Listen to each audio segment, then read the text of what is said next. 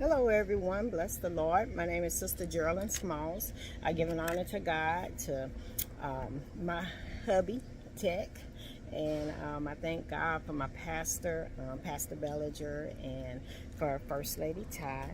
And I thank God for Minister April for inviting me on to be able just to speak with you today and give you just a few words of encouragement. I'm not going to be too long, but I do just want you to share, to be encouraged today. It is so much going on in this world right now.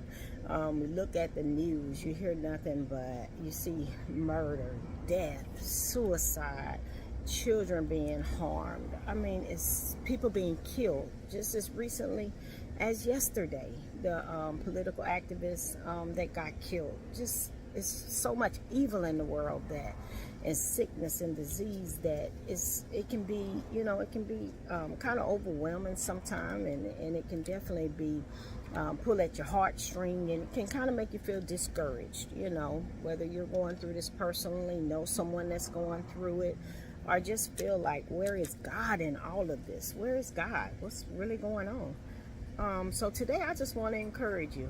Of course, they say it's nothing new under the face of the sun. God have promises for us. Just continue to cast all of our cares on him, because he do care for us and he want to hear from us. He doesn't get tired of hearing from us. He loves us. And I just want to share with you on Psalms 22:1. David, the psalmist, he cried out to God and he said, my God, why hast thou forsaken me? And it was interesting because I was just reading the book of Psalms 22, the chapter, and it was interesting because when I look for the commentaries on it and get some history on it, some say that David prayed this prayer after he lost the war, and his enemies was rejoicing over him losing and making sport of him. And then others say that it was actually a prophecy that David had received.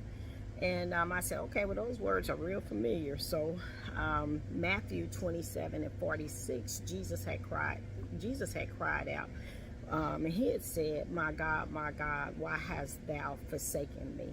So I was like, wow, God, we haven't, of course, gone through what Jesus has gone through, but that entire chapter, or in that prayer, is significant of a suffering of a righteous man. So we know in the Bible it says it's going to rain on the just as well as the unjust.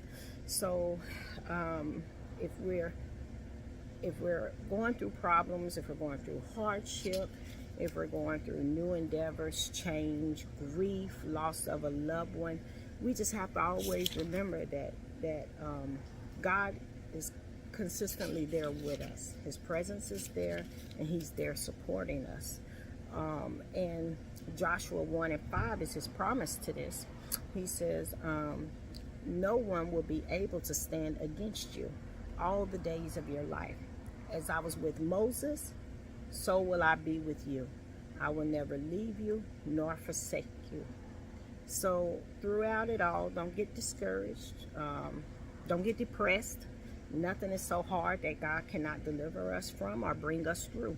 And earlier this week, I was reminded of something my daughter told me.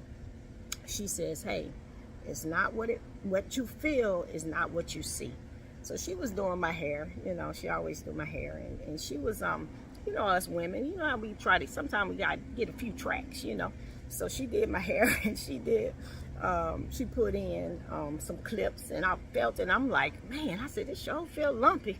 It sure feel like it feel like it's not right, And before I even went through, she told me, she said, what you feel is not what you see. I said, okay, baby. So later on, I went to the bathroom and I was just feeling it, and I said, this don't feel right. But I looked in the mirror and it was beautiful. I mean, absolutely beautiful. And of course, we don't walk by sight. We walk by faith, not by sight. But I'm just talking about the natural, y'all. So anyway, just this little bit of it. So anyway, I said, oh Lord, I said, this do look good, but okay. And I was reminded of that. Okay, what I'm seeing, what I might be feeling, is not what God sees.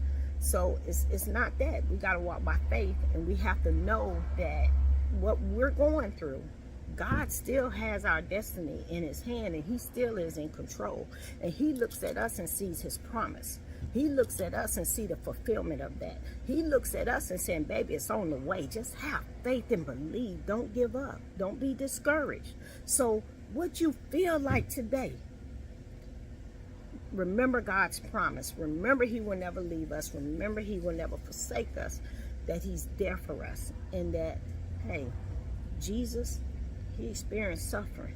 David experienced suffering. Many in the Bible experienced the suffering that we see today and that we might have in our own life. Be encouraged to continue to take things to God in prayer. If others are going through, continue to be that light for them. Continue to lead them salvation. Continue to lead them repent, salvation, because you don't have to carry this burden by yourself. If you would only receive Jesus, if you would only receive Jesus, you can know this comfort that you see that I have in the midst of turmoil, the peace that you see that I have in the midst of distress. Be encouraged today, everyone. God bless you. I said I wasn't going to be before you too long, but God bless y'all. I love you. Bye-bye.